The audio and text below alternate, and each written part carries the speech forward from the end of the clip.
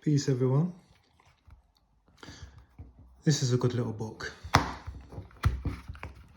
was reading it over the Christmas period.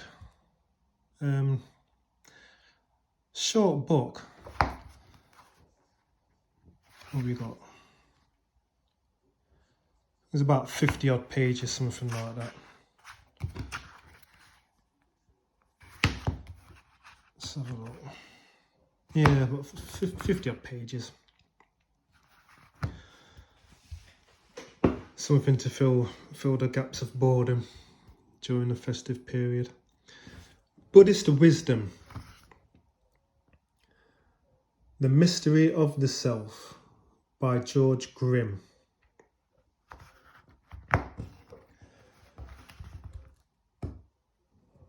There you can see it better from the light shining on it. Should have done this in the daytime, really. Anyway, yeah, by George Grimm. Great little read.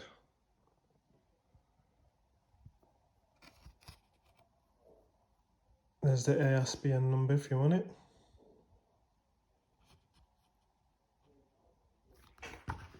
Yeah, anyway. Yeah, this George Grimm geezer. I think it was like the early 1900s. I think this book was first published around 1930. But it must have like gone out of print. I was just looking through the front of the book. I think it came back in print in 1982, and I think this is a 2008 edition. I wasn't looking for this one. I think he's done a bigger book. I forgot the name of it now. It's regarding Buddhism again, but it was like a bigger book. But I think it was like, I seen the price, I thought, I put that on the back burner. But then I seen a couple more of his books, and this one came up for like, again, a couple of quid. I'm always finding bargains, always searching for bargains. When you're constantly buying books, you've got to. But yeah, so I picked this one up. I thought, yeah, short read. Let me have a little look. A little introduction to the philosophy of Buddhism. And that's basically what he does. He glosses over the tenets of Buddhism. And it's like, well, all right, you've got a German guy going over Buddhism. What does he know about Buddhism?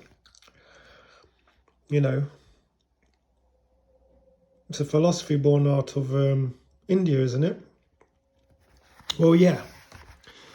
Like I'm saying, this guy, he was German, so obviously he got it translated into English as well for a wider speaking audience, because he was Indo. I knew I was going to mess this word up, you know. Oh God. Oh, I can't believe it. Indology. It was into Indology anyway. Why can't I say this word? Indologist.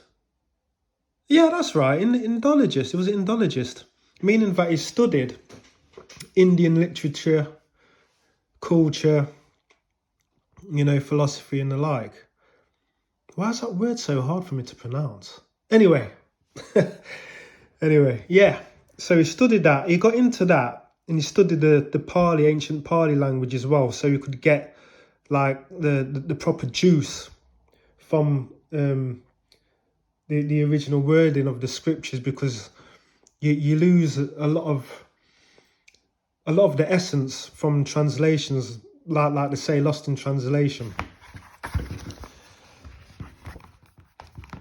So he was a judge, apparently, in Germany, and he was renowned for being like a very benevolent judge, because he lived his life according to the Buddhist philosophies. So basically, he was known as a good guy, basically, and he had a good notion of temperance and the like for his job. And he got his idea of studying Indology because he was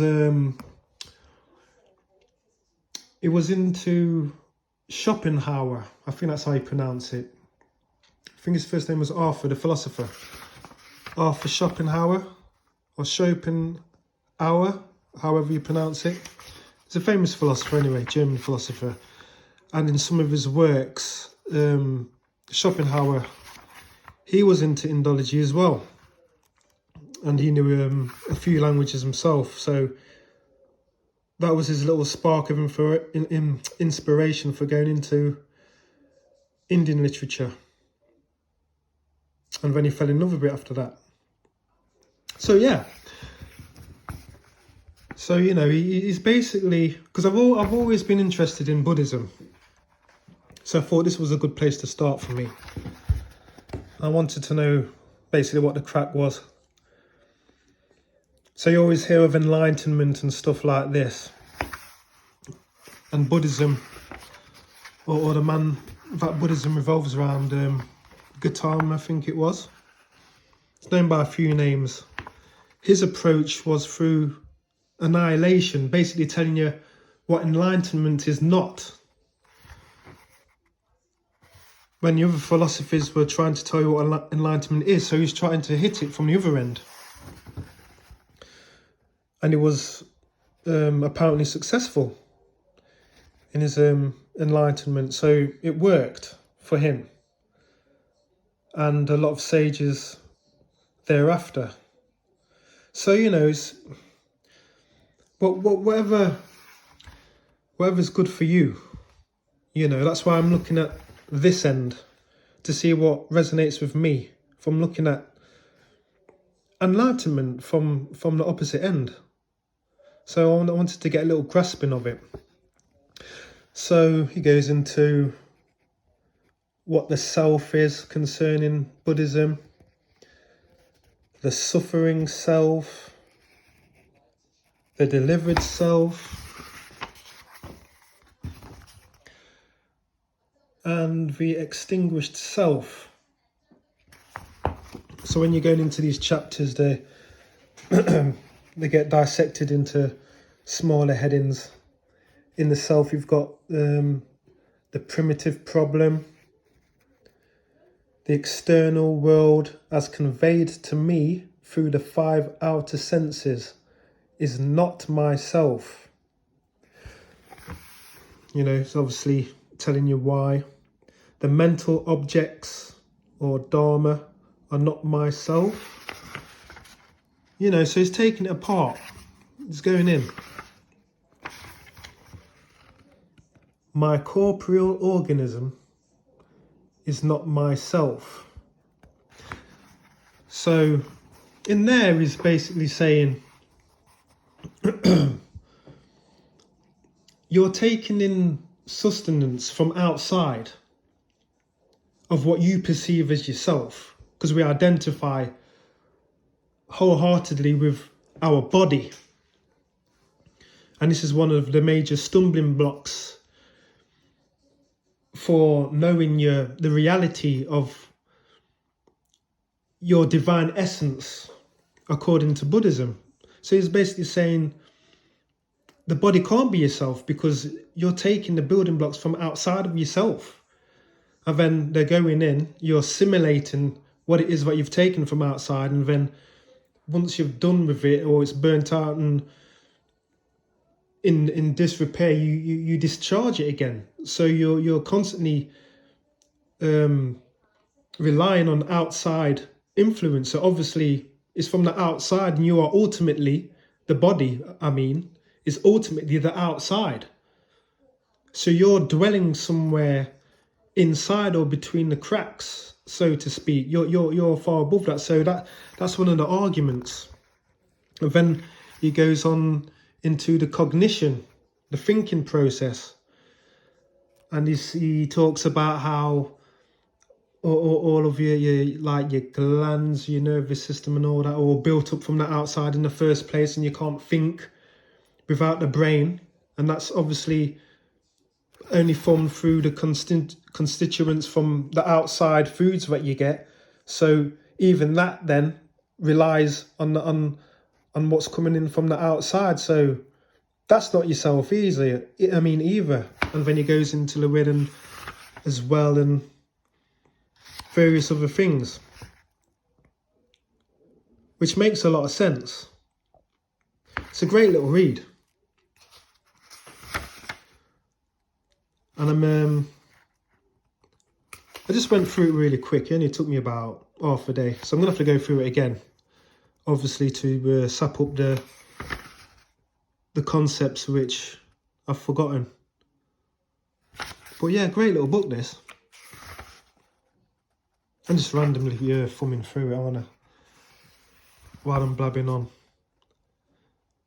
But yeah, let's go through it one more time for you. So the self, the primitive problem, the external world as conveyed to me. The mental objects, my corporal organism. That's a few subdivisions of self. The suffering self. Will, the indefatigable house builder. Everything ends in suffering. Harm-producing sense pleasures bring about the greatest suffering. That's in the suffering self. The delivered self. Our goal, the realization of the mind's deliverance. The relation between craving and activity of the mind. The influence of the habitual tendencies on the organism. The extinguished... I can't speak today. I don't know what's up with me. The extinguished self. Sorry about that. The self is transcendent. The concept of extinction in particular. The concept of nothingness. Those are a few of the subdivisions. It's a really good book.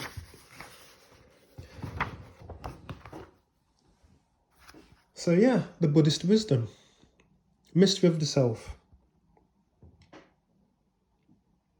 I don't know how much it is now. It might be a 10 or something like that. Yeah, go and get it. Next time I'll make sure that I've put my teeth in properly for everybody, so I'm not messing up all my words. All right, I'm out. Peace.